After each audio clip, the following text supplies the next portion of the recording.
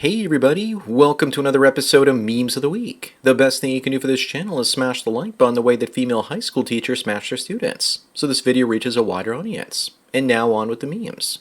Number 1, tell me you're racist without telling me you're racist. Key here wonders how to change her Amber Alert settings so she only gets alerts about colored kids. Maybe someone can figure out a way to make money from something like an ebony alert system. Actually, they already have something like that in California to address the disproportionate number of missing black kids and young people. It became law back in 2024.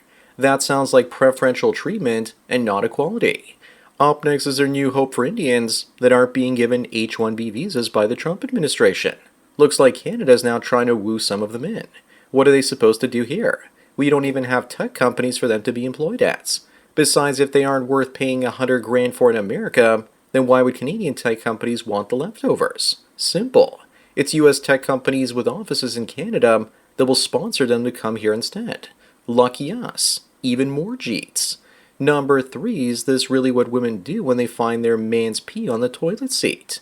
If she's a woman that's into things like 1 cup and 2 girls, then maybe she'd actually want you to pour your liquid gold all over her in the bedroom as well. After the whole Tylenol debacle where Trump told pregnant women not to take the medication, maybe he should go out now and tell them not to drink their own urine. And then we can let the games begin. Moving on, when will the blackwashing stop?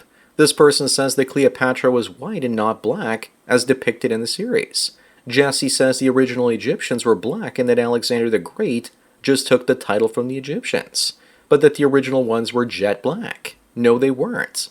When will this "we was kings" rumor finally go away? We took samples of the pharaoh's DNA and it looks closer to European and West Asians than Africans or the current Egyptian population. Number 5, this 47-year-old single woman doesn't have any children and wonders who's going to look after her when she gets older. The cat in the background and the others in her apartment will probably eat her when she dies, and starts to melt into her lazy boy. Maybe she can take care of herself when she gets old because she's strong and independent. If she's in Canada in a nursing home, she'll be taken care of by a nice Jamaican woman that'll beat her when she makes too much noise. Up next, this woman says that real men have a happy woman and the rest have a strong woman. How does one even define a strong woman these days? She's probably bossy and tells you what to do because she sees you as being beneath her. The happy one is the one that married a rich Chad, that basically maintains frame. But she's only happy for a short time. She will eventually get complacent no matter how good her man is and start bossing him around and belittling him.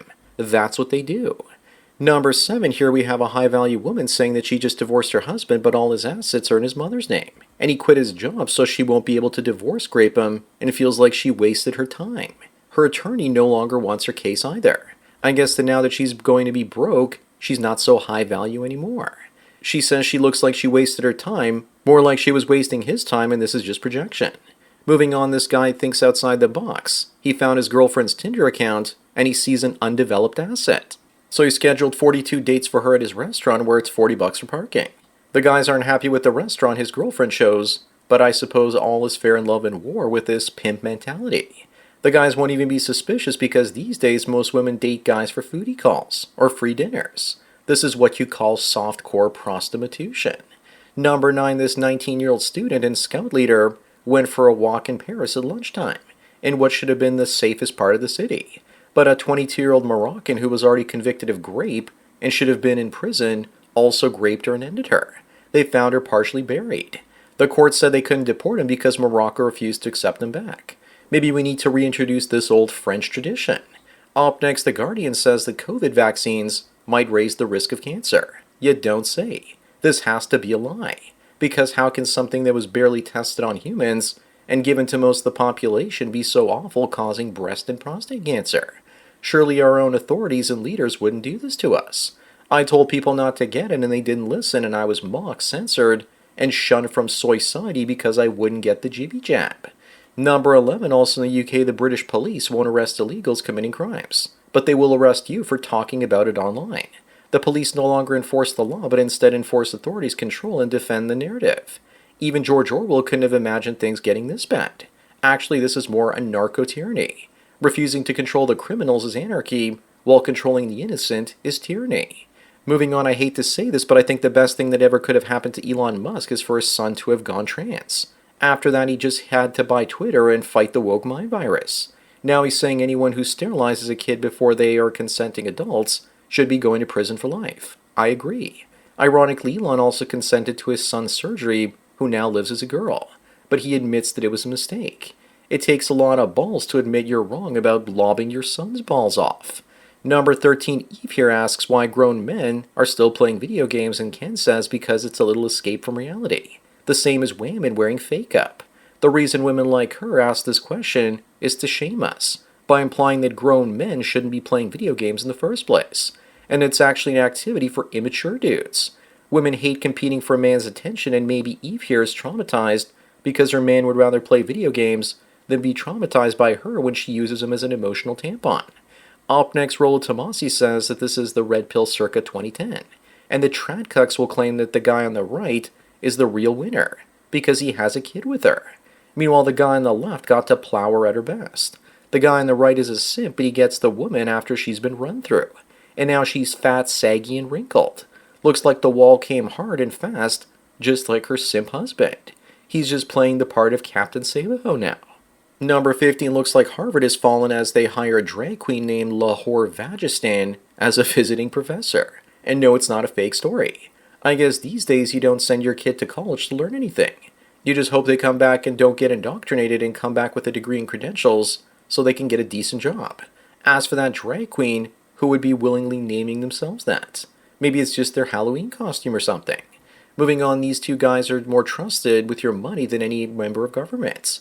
After all, Arizona iced tea is still $1, and so are Costco hot dogs. Costco makes all of its money from membership fees, it seems. They usually sell everything else at break-even or close to it. Or so the rumor goes. If the IKEA founder was still alive, he'd probably be here, even though apparently he was all for Mr. Mustache during WW2. The CEO of Costco once said he wanted to raise the price of Costco hot dogs, and the founder said, "I'll end you if you do." Number 17, this Kentucky woman that caused $1,000 in damage during a rampage at Little Caesars did it all because she was told she would be charged for extra sauce. She looks like just the type, and stereotypes exist for a reason. Imagine how pathetic you have to be sent to jail for not getting some extra sauce for free. In a plot twist of irony, at Little Caesars the sauce is actually called crazy sauce. I guess she really went crazy for it. Up next, Stefan Molyneux makes the argument that if Indians set foot in England, they become English, then logically, the English who set foot in India in the past became Indians as well. Therefore, the English never ruled India. Just like I'm sure that the Muslims and Jeets won't rule England one day either.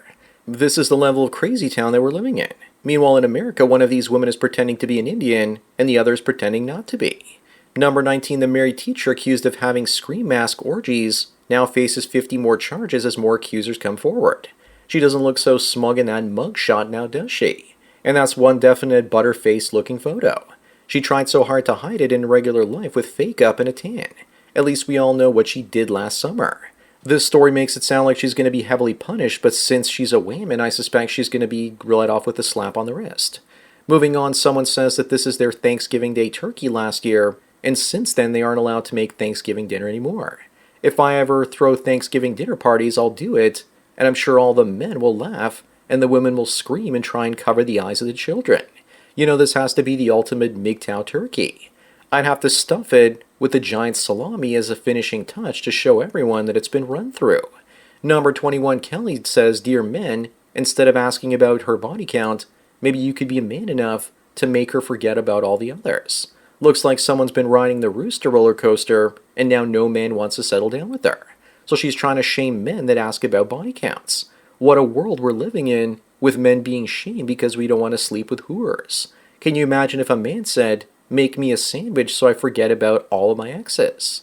Up next, this plus-size influencer is pissed off because she got stuck in a revolving door and the airport staff just ignored her. Maybe they need to start putting oversized warning labels on the revolving doors now. You must be only this wide to go inside. And the airport might have to make it mandatory for their staff to walk around with WD-40 in holsters. If a person ever needed a sign that they should lose weight, then they definitely got one here. Number 23, The Guardian says that men seem to make life worse for women because they are having trouble dating men. If men are so bad, then why are women still dating us? Why don't they just stay strong and independent and get some cats like a normal person? It's funny that women still believe that it's men's duty to make her life better. Meanwhile, at the same time, they believe it's a woman's duty to make a man's life worse. That's why we're staying the hell away from them.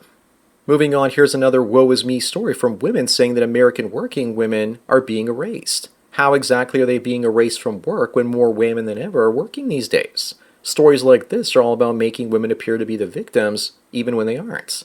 Then again, maybe BS jobs are actually being destroyed because of inefficiencies in AI. I'm pretty sure we've all seen the videos of women working at tech startups where they do nothing all day. Number 25 and the last one, this black woman on the left got plastic surgery and bleached her skin so she would look white. Imagine the surprise of her Caucasian husband outside the delivery room. He must have been livid. That wouldn't end well for her, though. She even looks better than the Wayans white girls makeup. This woman made herself into a Build-A-Karen. Here's another comparison picture from her Instagram so you see that she's real and actually passes for white to some extent.